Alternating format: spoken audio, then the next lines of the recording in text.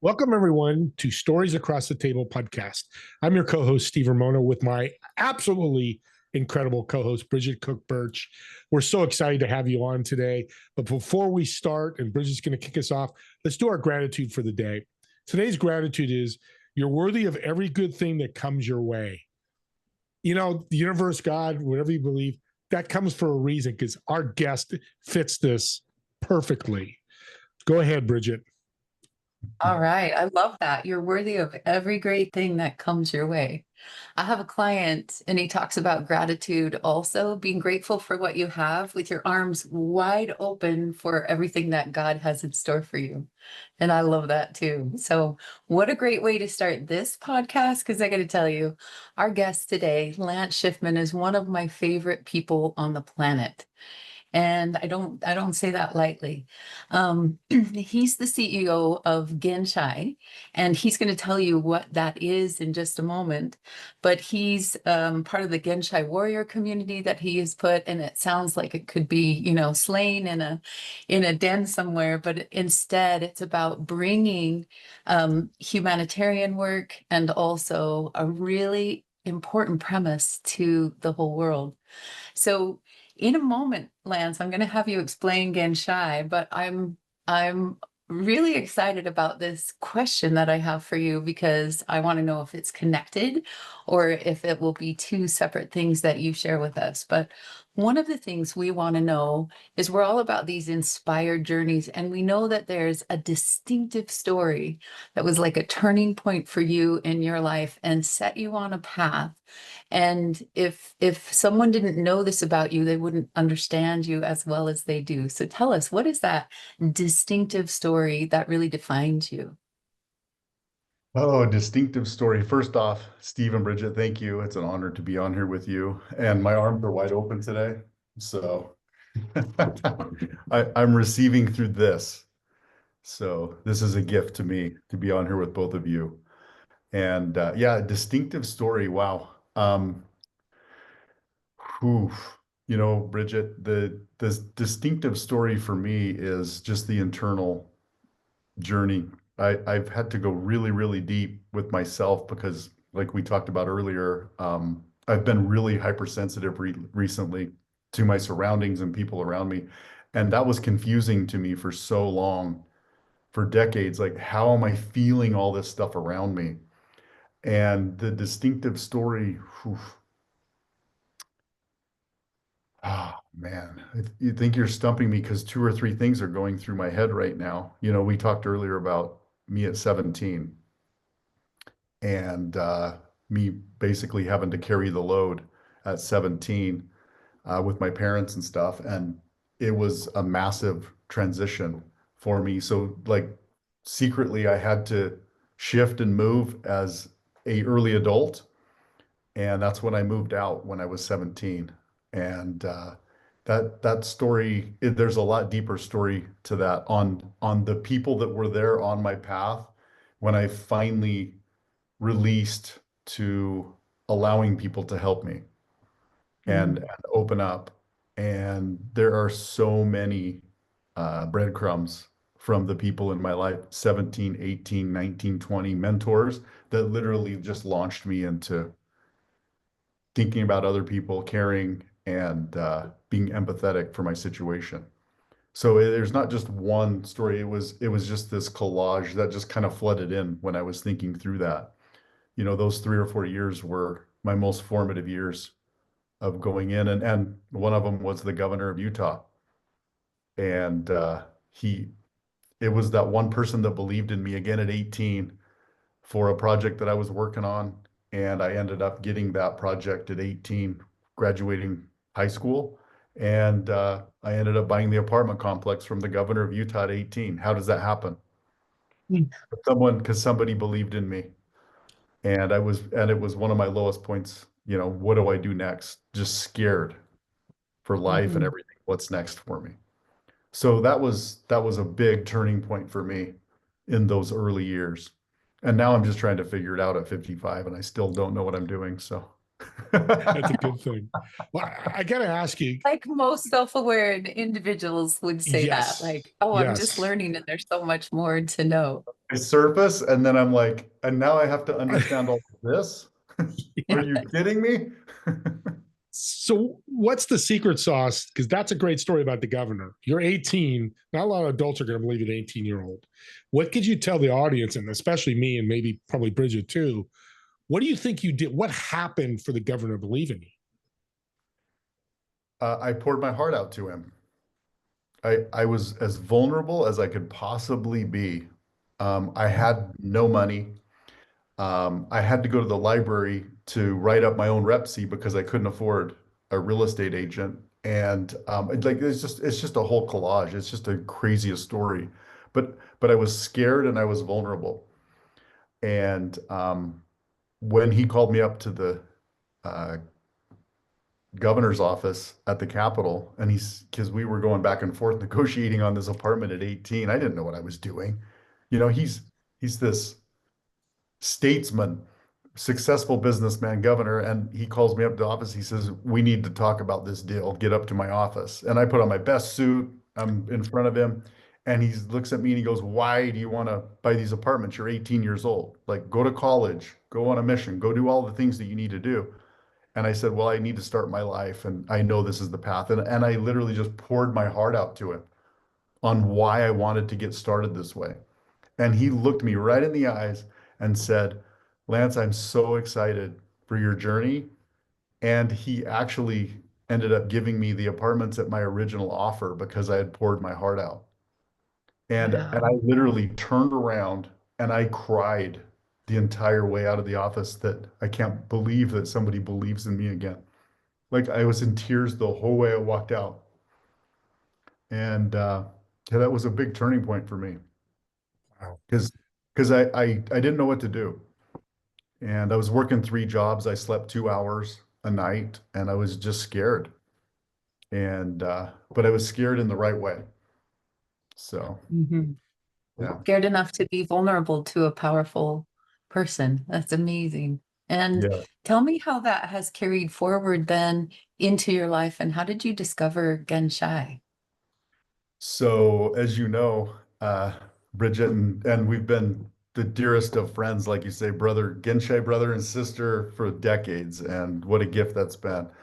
And new dear friend was Steve, so I'm just grateful for this. But Bridget, I was going through another uh, really, really tough part of my life. And one of our dear mutual friends, Kevin, I'm sitting there pedaling on my bike and I'm angry with the world and I'm successful on the outside and empty on the inside. And he calls up and he says, "Hey, I understand you're going through some tough times right now and some transition. And there's something I want to share with you." And I was literally 10 minutes from his house and I was pedaling on my bike training for one of my Ironman deals because, you know, you go one of two ways when you're going through tough times. Like you go into the dark pit and make it worse, or just find something healthy and exhaust yourself. So I jumped on my pedal bike and I was on my bike 6 to 8 hours a day. And when I got up to his house for 2.5 hours, he shared the word Genshai with me and the story behind it and how it came to be. And when I heard Genshai, Genshai, when the definition said to never treat anyone in a manner that would make them feel small, including yourself, all I heard was the last piece. Never making myself feel small because I had felt really, really small at that point. Like when he called, I was crying on my bike. It feels like I'm just an emotional guy, but um, I, we're just going right into the meat of my emotional side of things, which I have to be vulnerable for that, right? So, um, yeah, I called my mom right after I heard the word, the definition, and I said, "Hey, mom, I just heard this word," and a switch went on for me. Like I'm treating myself small, and I had to become aware of what I was feeling because I hadn't set any parameters around it. I was just feeling less than everything at that point. And I said, "Mom, here's this word, here's this definition. What do you think of this?" And she said, "Charity and love are the two words that come to me with Genshai, like giving to yourself first." And immediately a switch went on. I went home, I researched Genshai, we did all these things, almost nothing online. I went and got the domains, I went and got everything. I was like, oh my gosh, Genshai is going to help me through this. And it was more of a personal thing for me. And then all of a sudden, just started sharing Genshai with people, and it just exploded and blossomed. And I watched people have that switch go on when I shared just the word and the definition. And I watch people, when you hear the word, it's more of an action word because it makes you pause where you're at. It makes you analyze, am I treating someone small? Am I treating myself small? And then it causes you to assess where you're at, and then it causes you to act, because you can't just sit in that space of feeling small or treating someone else small. You have to do something about it. So I love it because it's one of those words that once you hear it, you can't unhear your reaction to it. Oh, So, that's so true. you know, So true. I'm hooked. We need to fill people with our overflow, not what's left, right? Yeah. Like, let's fill people. Like, I just got chills saying that. Every time I think of that, I'm like, okay, how do I need to fill myself this morning? I went out this morning before this in complete gratitude for this opportunity right here, right now. Sat on the red rocks with my bare feet, with my lemon tea. The sun's coming up. I sun gaze in the morning, and I was just in pure gratitude this morning for abundance flowing to me and through me. And here we are sharing this beautiful message. And thank you for sharing too, because for me, I feel, I have a podcast, Doing Business with the Servant's Heart. I lived that. What you just, you threw a thunderbolt at me. Like, Steve, are you accountable? And that's when I see, because I know people, I serve all the time, but Genshai makes you accountable. Are you really the action word? So thank you. Audience, hope you're writing that down and doing some research. This is great. Yeah, I'd like to share how I came across Lance as well. I learned about the word from one of the authors that I wrote a book with. Her name's Rebecca Musser. She was the 19th wife of 65 women. She'd been forced to marry at age 19 a man who was more than 4 times her age. And it was terrible what she had to grow up in, what she dealt with. But she has this beautiful sunshine personality. She was always very loving and giving to everyone else. And then when Warren Jeffs was on trial and some things were happening, it was interesting because she used to write love on her hand. And she'd go into a courtroom where the defense attorneys of Warren and the leaders would just slam her and make her feel small. And she just kept saying love, love, love to herself. But then she met Kevin Hall and she learns this incredible word that's more ancient than Sanskrit, right, Lance? To make no one small, not even yourself. And that it hit her. Wow, I've been making myself small. And it was a way in which she could start to approach life and these really hard. She testified more than 20 times in a court of law to help dismantle this organized crime unit in the name of God. But she would then write Genshai on her hand as well. So she'd have love and Genshai on her hands if she faced these really malicious attorneys. And my heart, I heard that and I was like, oh, you have got to be kidding. This is amazing. What if the whole world made no one feel small, including themselves? And then Lance and I got to meet, and I kept inviting him up to retreats, and he created this beautiful silver coin that is hefty. You can keep it in your pocket. You can rub on it. You remember, but it says Genshai on the front, and then it has the definition on the back. Those beautiful coins. And I have to give them out at my retreat because whenever anybody's going through their story, sometimes they feel small. Who would want to read this? Who would want to have anything, to do with my story? And then they remember Rebecca, they remember their own story. And then what I love is Lance has a way of you not only accept a coin for yourself, but then you also give one to a mentor. So Lance, did you ever get to give one to the governor? So he was the third coin that I gave.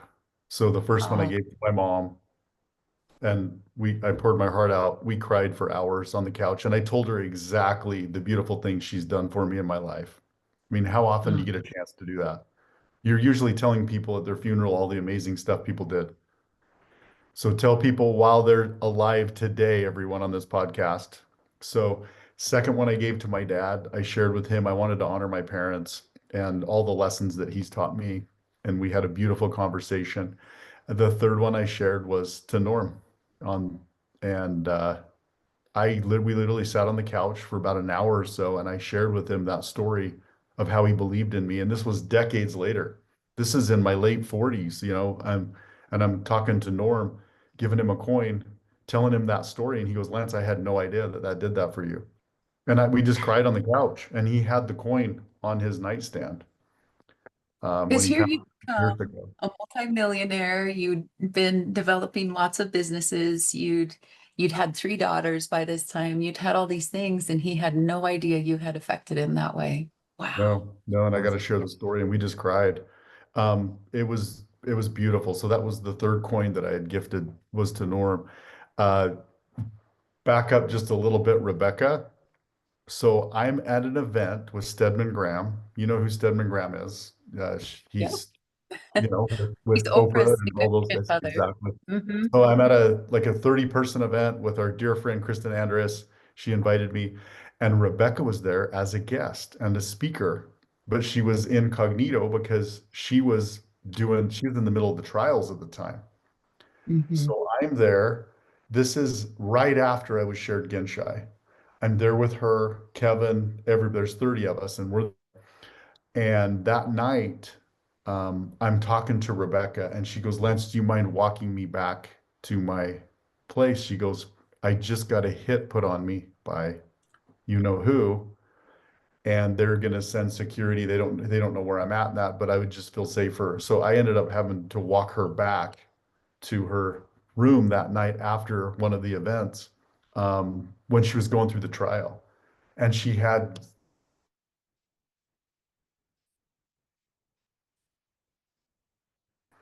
And what an Oh, amazing thing, and ironically with that book that you guys wrote, Bridget, amazing, for just empowering people to come out and tell their stories. And you do an amazing job of that. But um I've been put in these settings, and it's time to tell the stories. It's time to tell all Yeah. these stories because we need that light in our lives, and we need to empower people to be vulnerable and take action. We can't sit on the couch anymore. I don't, we're seeing what's happening in the world, and it's complete chaos right now, and we have to be that grounding agent. And hmm. I believe that wholeheartedly. So So will Yeah, you can tell we? us about giving Genshai? Oh, go ahead, Steve. No, go ahead. We're coming close to the end here. We got this time flew, but real quick, can people access the coin through your site? yeah, they can go to genshai.com, Genshai, genshai.com, and we have the nonprofit 1 troy ounce collectible coin Ooh. that we just minted this last year, that 100% of the donations go to the nonprofit, and they actually get 1 troy ounce silver coin. And what an amazing gift to give to somebody, that mentor or coach. And one thing I would like to preface is Genshai, if you go to the etymology or the deeper meaning of this word, Gen, like Genesis, genetics, Gen means beginning or birth. Mhm. Shai in sacred writ means the gift. So the beginning or birth of the gift is the deeper meaning of Genshai, and each one of us are the gift. So I think that, if anybody's listening to this today, like you are each a gift to yourself and a gift to everyone around you. Never forget that, you know. You're in my And head, Lance Lance. Real wrote quick, a Bridget, children's book you're in about my this. head. So, audience, I'm going to do something and support Bridget. The first 5 people that reach out to any of us and mention this podcast, I'm going to send you the coin. That's the reason Wow. I asked is giving the gift. I'm audience going to get one right when we get off. I'm going to get a coin. And here's real quick, audience, get a bunch of these coins and walk around and give them out when you see good things. I think that's part of what you're trying to do, Lance. Well, imagine giving this to somebody. This goes to the nonprofit as well. So imagine I've given Bridget a coin, and I've told her all the beautiful things that she does in her life and the gift that she is to everyone around her and herself. And what a touchstone. You know, it's silver for a reason. Silver is the common man's collectible, a common woman's collectible. Like it's silver is the in between. It's not the black or white. It's got the illuminated path on there. Like we're illuminating each other's path. The sunburst. On the back, you have duality in life, the lotus. I did that on purpose because we live in the land of duality, but beauty emerges on both sides. You have to understand you're not necessarily the dark side, but you have to understand the wholeness of who you are, not just the surface. Like you're in a prison if you're just stuck in heaven too, you know? So I believe that. We need to become wholehearted humans and understand the aspects of everything because we live in the land of duality. That's just where we're at. So how do we do good things with everything around us? And And it's more poignant today than at any time in our lived history, at least for the three of us. So exactly. And I carry this every in my historical pocket. I era carry has, this every day. And I have to yeah, reach in there a couple times a day to remind myself to not treat myself small. yeah. And you know, I believe this will flood the earth and will help millions of people actually empower themselves. And then what do? We share. We go empower others. And it's just this beautiful snowball effect that we're causing, starting right here. Yeah. Right here. I love it. All right, Steve, you have your magical question at the Well, end. and we'll get the cartoon book you've done for the children too. We'll jump on that real Absolutely. quick. But so Lance, I'm going to reserve a restaurant out where you live. Me and Bridget are going to come eat with you. I Yes. want you to invite three people, and I think I know a couple of the answers already, of dead or alive, influential people in your life. If it's four, you could do four. But for me, because I'm a foodie, I want to know what food you're ordering for the table as well. So three people, and what food am I ordering? Correct. Ah, yes. Well, there's this great Italian restaurant here that does at your table habanero in the actual cheese bowl. We'll all just Mhm. get tons of that and we'll put it on the table and go family style.